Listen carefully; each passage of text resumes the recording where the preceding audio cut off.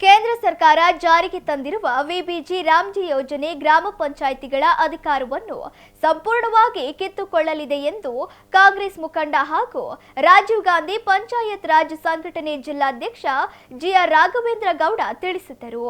ಸುದ್ದಿಗೋಷ್ಠಿಯಲ್ಲಿ ಮಾತನಾಡಿದ ಅವರು, ಮನರೇಗಾ ಯೋಜನೆಯಲ್ಲಿ ಗ್ರಾಮ ಪಂಚಾಯಿತಿ ವ್ಯಾಪ್ತಿಯ ವಾರ್ಡ್ಗಳಲ್ಲಿ ಯಾವುದಾದರೂ ಕೆಲಸ ಆಗಬೇಕಿದ್ದರೆ ಗ್ರಾಮ ಪಂಚಾಯಿತಿಯಲ್ಲಿ ಸಭೆ ನಡೆದು ಜನರು ನಿರ್ಧರಿಸುತ್ತಿದ್ದರು. ಆದರೆ ವಿಬಿಜಿ ರಾಮ್ಜಿ ಯೋಜನೆಯಲ್ಲಿ ಯಾವ ವಾರ್ಡ್ಗಳಲ್ಲಿ ಉದ್ಯೋಗ ಅನುಷ್ಠಾನ ಮಾಡುತ್ತೇವೆಂದು ಕೇಂದ್ರ ಸರ್ಕಾರವೇ ನಿರ್ಧಾರ ಮಾಡುತ್ತದೆ ಎಂದರು. ಮನರೇಗಾ ಯೋಜನೆಯಲ್ಲಿ ಅರ್ಜಿ ಹಾಕಿ 15 ದಿನಗಳ ಒಳಗೆ ಉದ್ಯೋಗ ಕೊಡಬೇಕಾಗಿತ್ತು. ಹಾಗಾಗಿ ಈ ಯೋಜನೆ ಮೂಲಕ ದೇಶದ ಎಲ್ಲ ಗ್ರಾಮ ಪಂಚಾಯಿತಿಗಳ ಅಭಿವೃದ್ಧಿ ಆಗುತ್ತಿತ್ತು. ಮನರೇಗಾ ಯೋಜನೆಯಲ್ಲಿ 125 ದಿನ ಉದ್ಯೋಗ ಕೊಡುತ್ತೇವೆ ಎಂದು ಕೇಂದ್ರ ಸರ್ಕಾರ ಹೇಳುತ್ತದೆ. ಆದರೆ ಮನರೇಗಾ ಯೋಜನೆಯಲ್ಲಿ ಅತಿವೃಷ್ಟಿ, ಅನಾವೃಷ್ಟಿ, ಬರಗಾಲ ಇರುವಂತಹ ಪ್ರದೇಶಗಳಲ್ಲಿ 150 ದಿನ ಉದ್ಯೋಗ ಕೊಡುವುದಕ್ಕೆ ಗ್ರಾಮ ಪಂಚಾಯಿತಿಗಳಿಗೆ ಅಧಿಕಾರವಿತ್ತು ಎಂದರು. ಕೂಡಲೇ ಕೇಂದ್ರ ಸರ್ಕಾರ ಜಾರಿಗೆ ತಂದಿರುವ ವಿಬಿಜಿ ರಾಮ್ಜಿ ಯೋಜನೆಯನ್ನು ರದ್ದುಗೊಳಿಸಬೇಕೆಂದು ಆಗ್ರಹಿಸಿದರು. ಸುದ್ದಿಗೋಷ್ಠಿಯಲ್ಲಿ ಜಿಲ್ಲಾ ಯುವ ಕಾಂಗ್ರೆಸ್ ಕಾನೂನು ಘಟಕದ ಜಿಲ್ಲಾಧ್ಯಕ್ಷ ರಾಕೇಶ್ ಡಿಸಿ, ಕಾಂಗ್ರೆಸ್ ಮುಖಂಡ ಕುಮಾರ್ ಶಾಮನೂರು, ಗ್ರಾಮ ಪಂಚಾಯಿತಿ ಸದಸ್ಯ ನವೀನ್ ಕೋಡಿಹಳ್ಳಿ, ದತ್ತಾತ್ರೇಯ, ಹುಲಿಕಟ್ಟೆ ರಾಜೇಶ್ ಸೇರಿದಂತೆ ಮತ್ತಿತರರಿದ್ದರು.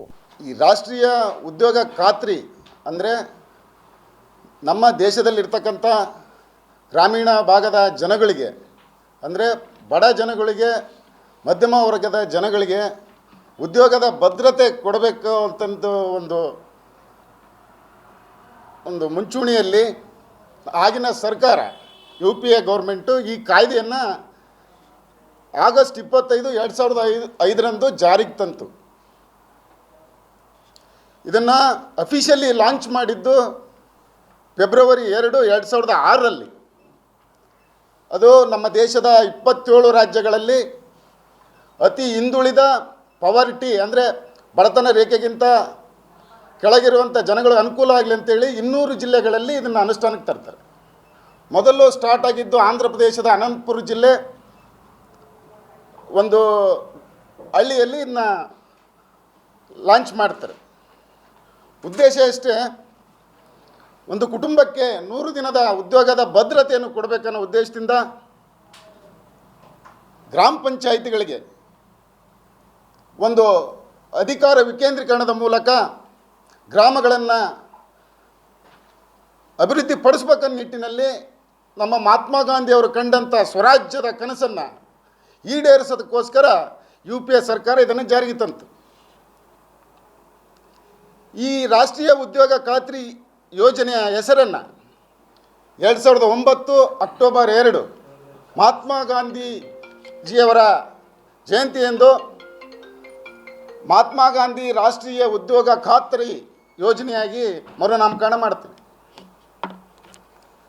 ನಿಮಗೆ ಗೊತ್ತಿರುವಂತೆ ಒಂದು ಗ್ರಾಮ ಪಂಚಾಯಿತಿಯಲ್ಲಿ ಒಂದು ಕುಟುಂಬದ ಸದಸ್ಯರು ಹೋಗಿ ನಮೂನೆ 6ರಲ್ಲಿ ಅರ್ಜಿ ಸಲ್ಲಿಸಿದಾಗ 15 ದಿನಗಳ ಒಳಗಾಗಿ ಅವರಿಗೆ ಉದ್ಯೋಗ ಕೊಡಬೇಕಾಗತ್ತೆ.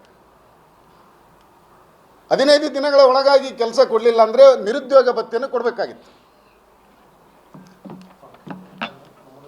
ಇದರಲ್ಲಿ ಪುರುಷರಿಗೂ ಮಹಿಳೆಯರಿಗೂ ಸಮಾನ ವೇತನ ಇತ್ತು.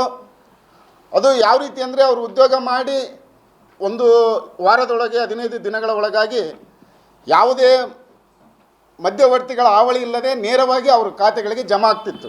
ಆ್ಯಸ್ ಎ ಲೇಬರ್ ಆ್ಯಕ್ಟ್ ಪ್ರಕಾರ ಅವರಿಗೆ ಕೂಲಿಗಳನ್ನು ಕೊಡ್ತಾಯಿದ್ರು. ಇದರಲ್ಲಿ ಯಾವುದೇ ಗುತ್ತಿಗೆದಾರರು ಭಾಗವಹಿಸುವ ಒಂದು ಅವಕಾಶ ಇರಲಿಲ್ಲ. ಈ ಮಹಾತ್ಮ ಗಾಂಧಿ ಉದ್ಯೋಗ ಖಾತ್ರಿ ಯೋಜನೆಯನ್ನು ಈಗಿನ NDA ಸರ್ಕಾರ ಏನು ವಿಬಿಜಿ ರಾಮ್ಜಿ ಅಂತ ಹೆಸರು ಬದಲಾವಣೆ ಅಂತ ಅಷ್ಟೇ ಹೇಳ್ತಾರೆ. ಇದನ್ನು ನಾವು ಈಗ ತಂದಿರ್ತವಂಥ ಯೋಜನೆಯನ್ನು ನಾವು ನೋಡಿದಾಗ ಹಳೆಯ ಕಾಯ್ದೆಗೂ ಈ ಕಾಯ್ದೆಗೂ ಭಾಳ ಬದಲಾವಣೆ ವ್ಯತ್ಯಾಸ ಇದೆ. ಅವತ್ತಿನ ಕಾಲದಲ್ಲಿ UPA ಸರ್ಕಾರ ಘೋಷಣೆ ಮಾಡಿದ್ದಷ್ಟೇ ಅಲ್ಲ, ಬಜೆಟ್ನಲ್ಲಿ ಸುಮಾರು 86,000 ಕೋಟಿ ದುಡ್ಡನ್ನು ಮೀಸಲಾಗಿಟ್ಟಿತ್ತು.